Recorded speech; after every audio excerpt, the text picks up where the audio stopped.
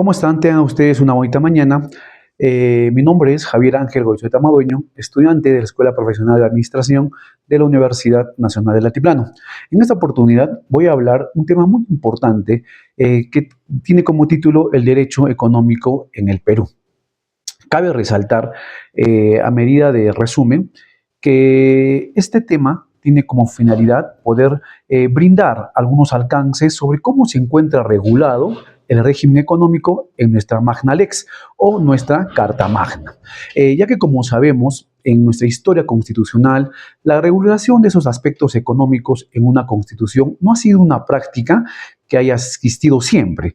Muy por lo contrario, una parte económica se incluye recién en una constitución que se ha dado en el siglo XX, sumándose a aquellas dos partes tradicionales que componen la misma, que estas vienen a ser, ¿no?, como ya se conoce, la parte dogmática, la cual se refiere a los derechos y deberes de la persona o del ciudadano, y una parte orgánica que nos da a conocer, o que es la que indica o la que trata o todo lo que viene relacionado a la organización del Estado y a las diferentes funciones que cumplen todos y cada uno de los organismos que lo componen. Es muy importante resaltar todo ello para poder, pues, dar a conocer, ¿no?, cómo es sobre todo ese régimen económico, la parte dogmática, la parte orgánica dentro de nuestra Constitución.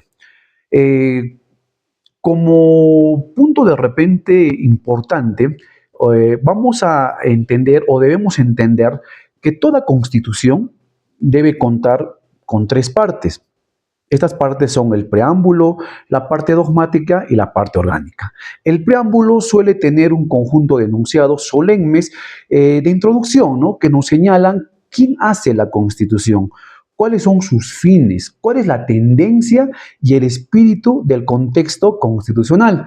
No tiene carácter normativo vinculante, pero sí tiene el carácter inspirador de una declaración de principios y valores que sirve de guía para poder tener su interpretación y sobre todo la elaboración de las normas. La parte dogmática contiene derechos fundamentales de las personas y precede a la parte orgánica como un mensaje de su supremacía, podemos indicar, sobre la sociedad y obviamente el Estado. La parte orgánica contiene normas que determinan la forma del Estado de gobierno, su organización, sus funciones, competencias, responsabilidades y demás aspectos.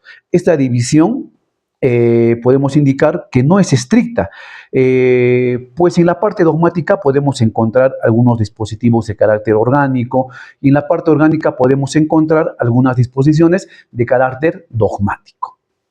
Si nos enfocamos en la parte orgánica exclusivamente, vamos a darnos cuenta que existe un conjunto de dispositivos que se distinguen de los demás por estar relacionado, obviamente, a la actividad económica del país. Así tenemos aquellos que limitan la actividad económica del Estado, le imponen obligaciones y responsabilidades en materia económica, van a regular su actividad recaudadora y distributiva de los recursos públicos, así como establecer derechos y libertades económicas en favor de particulares. Este conjunto de dispositivos constitucionales han sido agrupados en lo que se denomina la Constitución Económica. Esta denominación de Constitución Económica no se trata de otra constitución o una constitución distinta a la que ya conocemos, sino se refiere a un aspecto específicamente de la misma, que se va a diferenciar por su especialidad, su importancia y su organicidad. Considero yo, sobre todo, a título personal, sobre su importancia. Bueno, a decir, para poder hablar sobre el máximo intérprete de la Constitución, vamos a entender que el Tribunal Constitucional de nuestro país es también quien ha ensayado algunas definiciones, ¿no?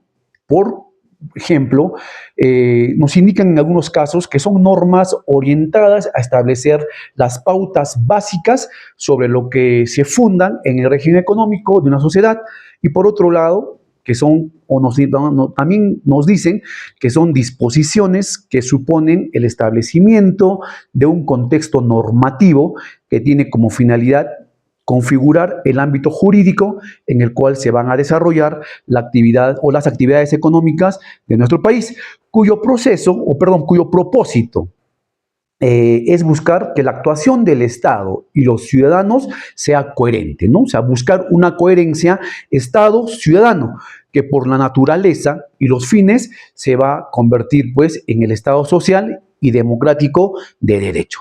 Nosotros, pues, proponemos que la Constitución económica consiste en el conjunto de normas constitucionales, jurídico fundamental y orgánicos, que estas van a regular la actividad económica de un país, tanto en relaciones económicas del Estado con los ciudadanos y entre estos.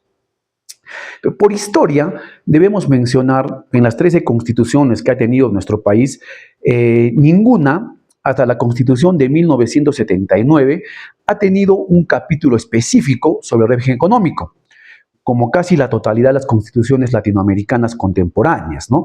Las normas en materia económica estuvieron reguladas en las secciones sobre los derechos de las personas o de las garantías constitucionales.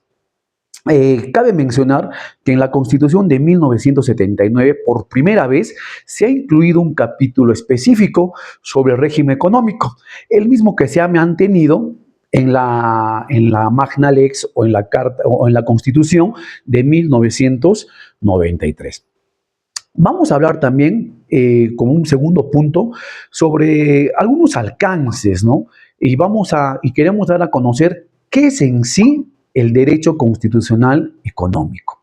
Bueno, vamos a definir esto del derecho constitucional económico, dando a conocer que el derecho de la economía, desde la perspectiva sustantiva, digámoslo así, confluye las normas e instrumentos jurídicos a través de los cuales el Estado debe dirigir la actividad económica, fundamentalmente la Constitución económica. La Constitución, entre otros posibles significados, es la norma suprema, ¿no? Como ya conocemos. Esta inspira o va a inspirar o debe inspirar los valores superiores. Esta va a determinar la ordenación jurídica de la sociedad y sobre todo va a dar el alcance y la trascendencia que tiene la economía en la vida social. Es fundamental que la Constitución recoja los principios jurídicos más importantes, más relevantes a la que debe someterse la ordenación de esta realidad, más aún cuando en momentos como los actuales el Estado pues asume roles que tienen gran incidencia, ¿no? Que tienen mayor relevancia en el quehacer y su configuración. En ese orden de ideas, compartimos el criterio de que la participación de las prerrogativas del Estado en la vía económica constituye en nuestros días uno de los problemas centrales del constitucionalismo. Consideramos que es pertinente hacer una diferencia con claridad sobre la regulación del derecho público de la economía. Podemos indicar que es el fin, pues, primordial de la regulación del origen anglosajón. Es el reforzamiento, pues, del mercado, ¿no? Es allí donde ha caído su capacidad de proporcionar eficiencia en la asignación de los recursos. La finalidad es fundamental, ¿no? Obviamente es fundamentalmente económica, mientras que el derecho público de la economía, tal como existe en el contexto europeo continental, tiene un contenido más amplio de regulación económica, pues esta va a abarcar todas las posibles manifestaciones de la intervención del Estado. Esto nos quiere decir que son tanto aquellas que van a perseguir o persiguen una finalidad como las que procuran otros fines, y de modo va a marcar fines distributivos. En esta concepción, que es la que seguimos, el fundamento constitucional del orden económico de los derechos constitucionales van a generar la libertad de la empresa o los principios generales del régimen económico. Como podemos ver, este tema pues, es importantísimo y justamente vamos a citar al autor economista, por ejemplo, Galbraith, quien señala 4 factores que obligan a la intervención y regulación pública, las cuales van a ser, como primer aspecto importante, la protección del medio ambiente, Esto es pues sumamente importante. La protección de los más vulnerables de los empleados por el aparato productivo contra los efectos adversos de la máquina económica. Otro aspecto importante que señala Galbraith es la propensión de la economía a producir o vender bienes y servicios deficientes o materialmente perjudiciales. No es algo que, por ejemplo, en nuestra realidad se ve pues con esto de las adquisiciones erróneas o equivocadas o que incumplen, ¿no?, toda la normativa vigente. Las tendencias, el otro aspecto importante son las tendencias en el interior del sistema económico que son autodestructivas para su eficaz funcionamiento.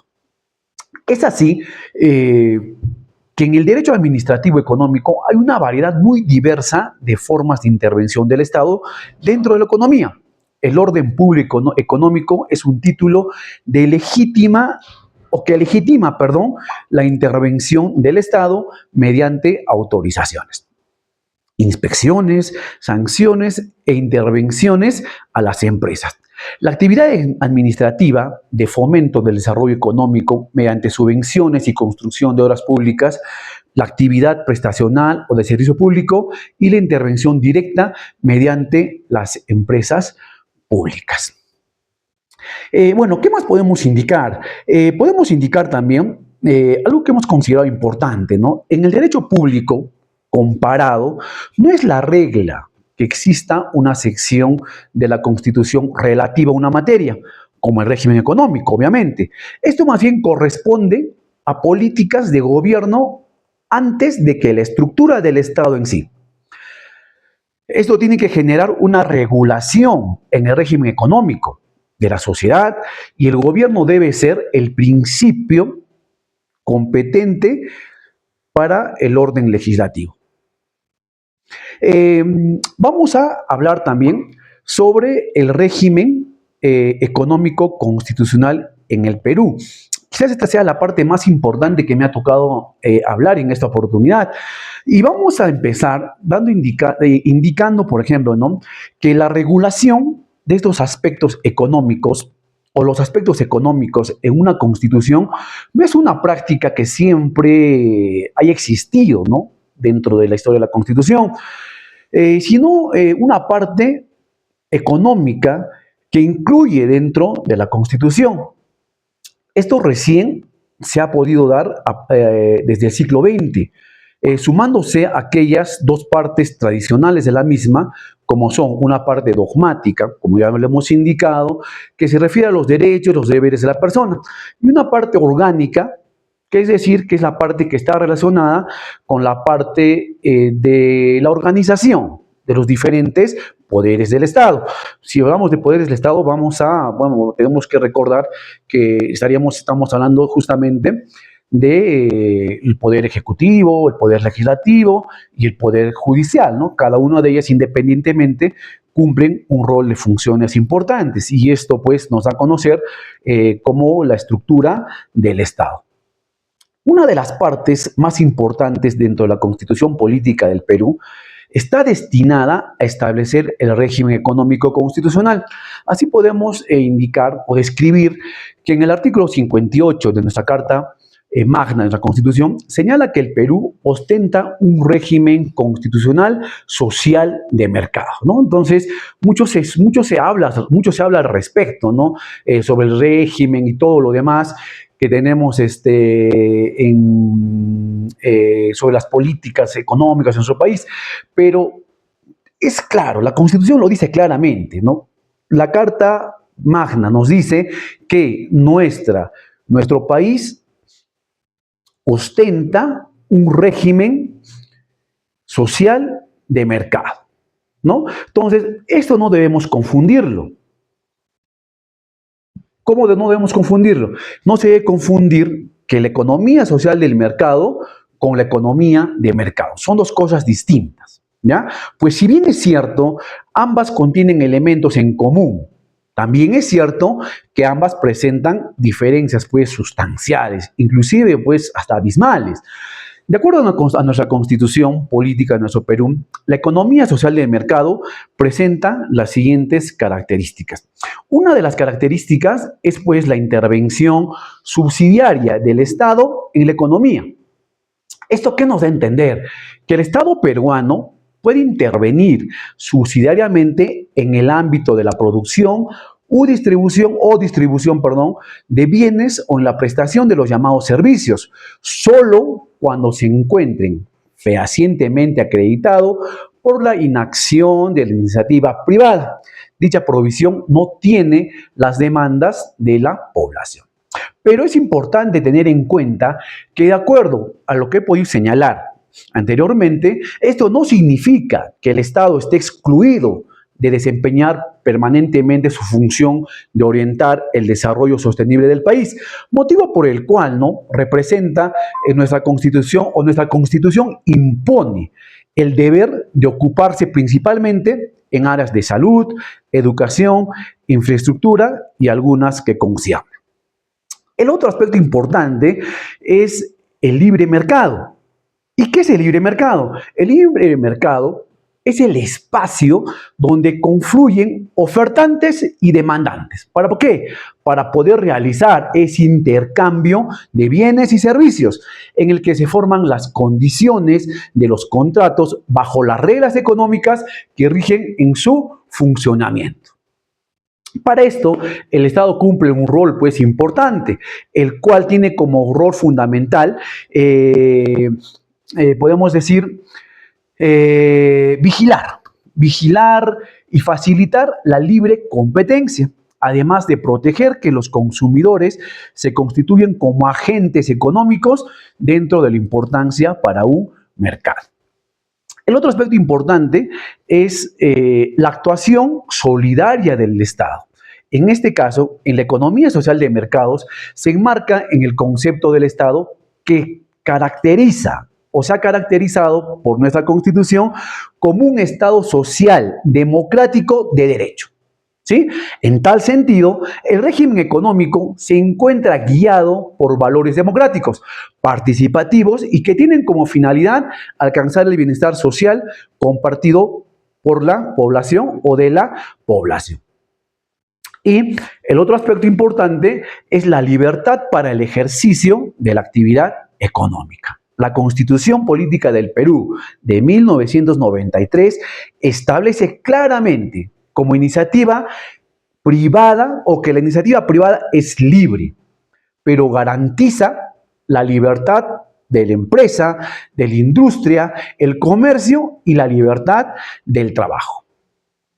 Entonces, vamos a definir que la Constitución económica recién en el siglo XX se da inicio, ¿no?, a una más amplia intervención económica en el Estado, podemos indicar.